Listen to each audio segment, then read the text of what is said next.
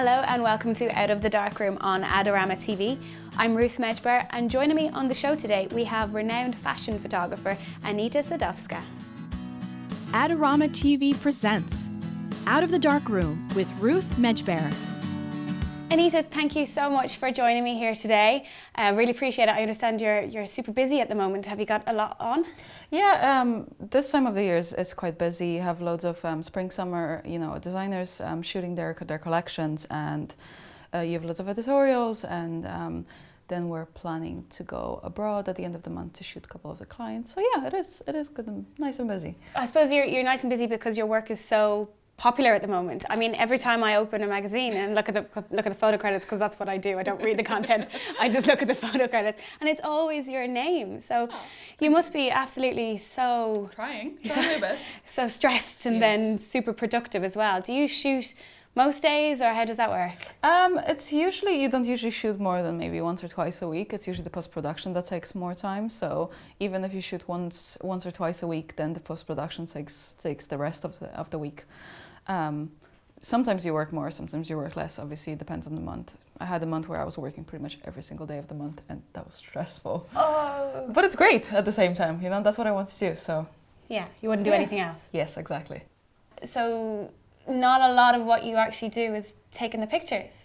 Oh yeah, I mean most of like the process of taking a photo is not actually, or doing editorials or working for clients is actually the work before and after the shoot. It's planning, it's coming up with ideas, talking to the client, it's setting out all the information, then it's actually shooting, or it's actually scouting models and doing all that prep work, and talking to the stylist, figuring out the looks, and talking to the makeup and everything, and then it's actually shooting on the day, which is only a couple of hours, and then you're stuck with the retouching for like a day, 2, 3, depending.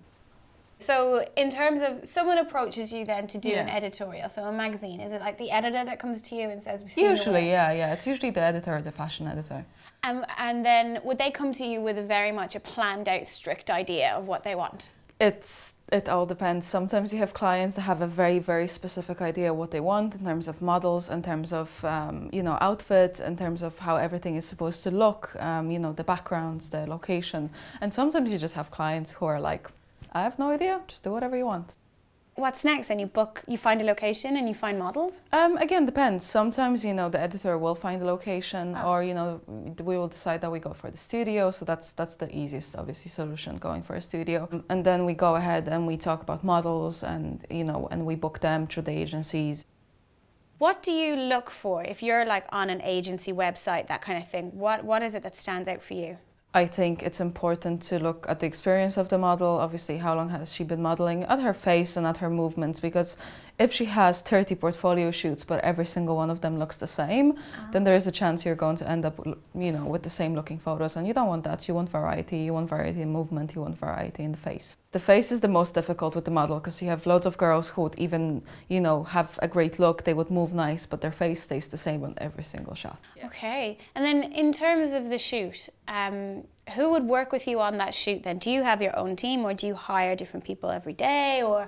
It depends on the project. I usually have a set, group of people that I would work with, obviously just because I worked with them before, and they're great. I have a stylist that I work with a lot, and I have a makeup artist that I work with a lot as well. Obviously, sometimes I try and mix it up and use different people, or if I think somebody's more suitable for the project than the other person, then I will contact them instead. But yeah, I think it's important to have your own set of people that you work with. So you've obviously just got these people from experience and just from working. Yeah, we just worked together for a couple of times, and then you usually end up becoming friends. I'm best friends with my stylist and makeup artist. And well, that's handy then, isn't it? Because if you're jetting off to, where are you going next? Barcelona, okay. And you're going to bring your stylist and your makeup artist. Yes, I am. So you can almost, not that it's a holiday, but it would be kind of fun. It's, because we stay in the same apartment, we go everywhere together, so it is like a kind of like a stay-in holiday, so you do have to like each other, because otherwise it would be very awkward. How did you start I mean, are you professionally trained, or is it just that you work every single day and that you've just really taught yourself? I started back in 2008, and I think that was like, I think it was my junior cert or something. So you would have been 15 or something? Yeah, it was literally just I asked my dad for a camera. I wanted a camera. They bought me, I think, a D60, which was like a very beginner camera with like, you know, very beginner lens. So I started kind of getting more interested in that, and then my art teacher at the time, he was a photographer kind of part-time, so he gave me his lens. It was like a manual lens, and I took some photos of my friends, and it was kind of a good training because the lens was manual, so I had to sharpen everything myself. It was on 1.8, so it was a good training to get everything in focus.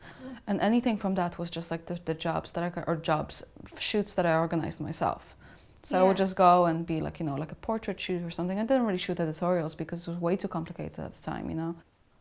I think it's quite daunting for anybody to make that leap then from doing portrait sessions to fashion, like. It's a big leap because you're going from taking photos of one particular face to having to shoot 10 separate looks that look interesting but different at the same time, but create a story.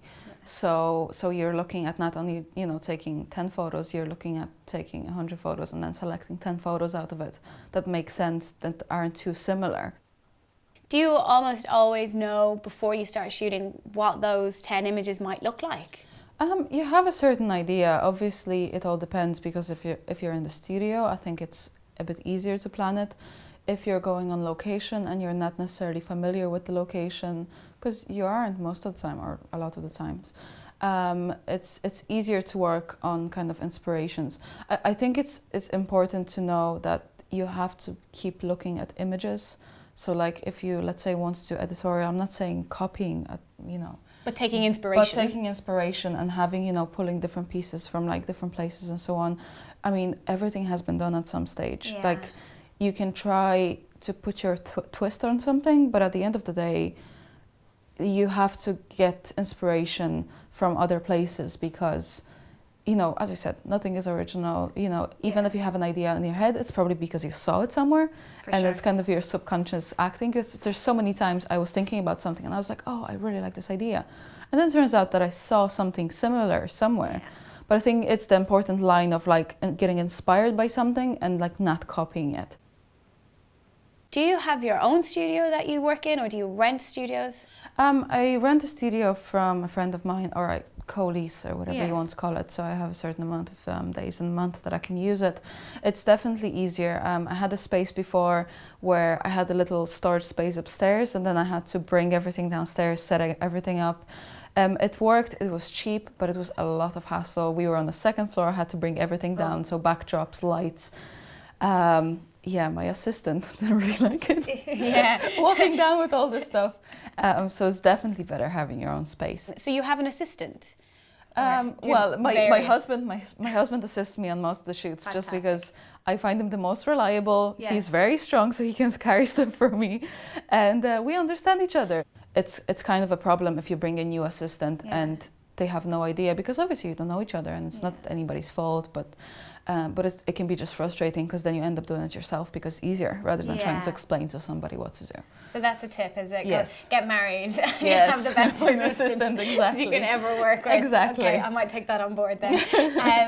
Fantastic. And then in terms of your studio, talk to me a bit about what kind of equipment you use, because I've been obviously nosing on your amazing Instagram and your Facebook page, and I see your behind the scenes shots, which gives us a little glimpse into all the different equipment that you use.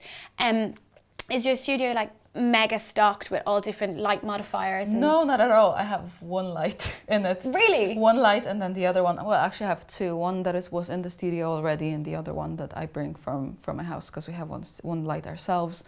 I literally have just the simplest light. I think it's 600 watts. I think it's Bowens. I'm not sure. I think it is. And it has a massive softbox on it. And then I have another light. It's an Alien B. And I have a smaller softbox on it. And that's about it. 2 light kit? 2 lights. That's it. For all of your shoots? All of my shoots. And then, so you've done your shoot in the studio. Now let's talk about probably something that takes just as long time or more, the retouching. Yes. because you started giving us an insight into how you retouch things on your new YouTube channel, which is fantastic. How long do you spend on just say one image? It all depends. Again, if it's beauty retouching, it's obviously way longer. In general, editorial would take longer. If it's more of a commercial image, you're probably looking at anything between, I don't know, like around half an hour per image, let's say, depending on how many things you have to change and fix.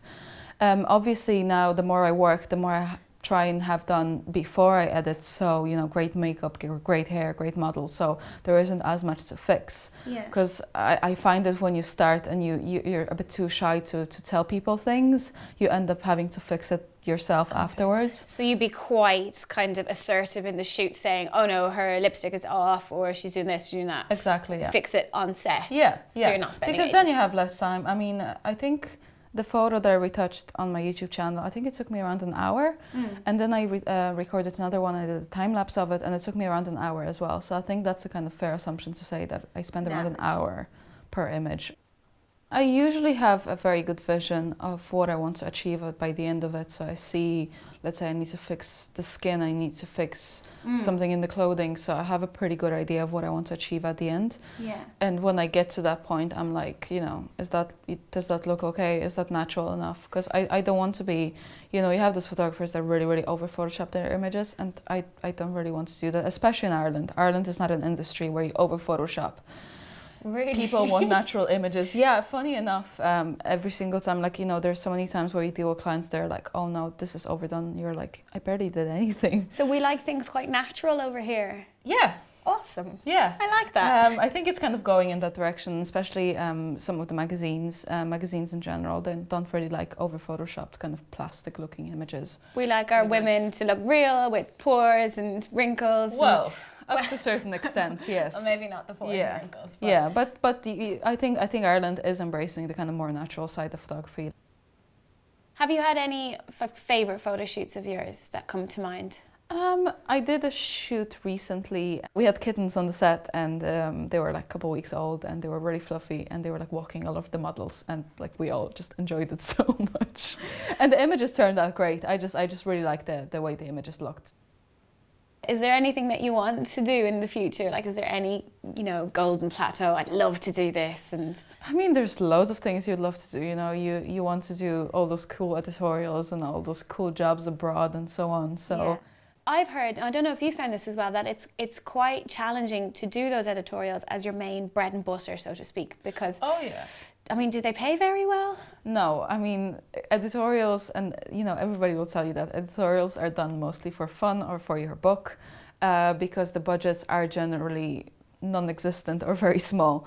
Really? So you would have to do other jobs. You know, it's still great because you can still do shoots for designers, which are quite, you know, quite great as well, because you know, you can have nice styling and nice locations, and you can go abroad and so on. But in general, editorials are the most fun, but they won't sustain you for, you know, in the long run. Okay, and does that apply to things like social media too? Are you a big social media fan? Oh yeah, absolutely. I mean, you know, you have to keep posting constantly. You have to keep showing your work, because then it stays in people's minds. And you know, there were so many times where I heard, you know, oh, we saw you here and we saw you there, and you know, even if you're not that busy, you might, you know, sometimes you shoot an editorial and then it only comes out like 3 months later. So sometimes you might be doing loads of work and then it only shows throughout the year, kind of later in the year, or you might be doing not that much and then you have 5 editorials coming at the same time. So it's really the long game. You have to like see it as a career. It's not instantly like, oh God, no, definitely not. It takes time. Wow, you sound so busy. I think you're putting the rest of us to shame, but that's brilliant. And I guess that's why you're doing so well at such a young age, is because you're constantly out there. And thank you. Can't wait to see more of your shoots as well. I'm sure I'm going to open up the next magazine and there's your images again. Yes, hopefully. Thank you so much for joining me today. I learned loads. Thanks so much, Anita. Cheers. Well, that's it for this episode. I hope you enjoyed the show. If you'd like to start the conversation, then please feel free to leave me a comment below. I do love hearing your feedback. If you'd like to brush up on your own photography skills, then check out the Adorama Learning Centre. And of course, if you want to see more videos, then subscribe to the Adorama YouTube channel. Thanks, and I'll see you again soon.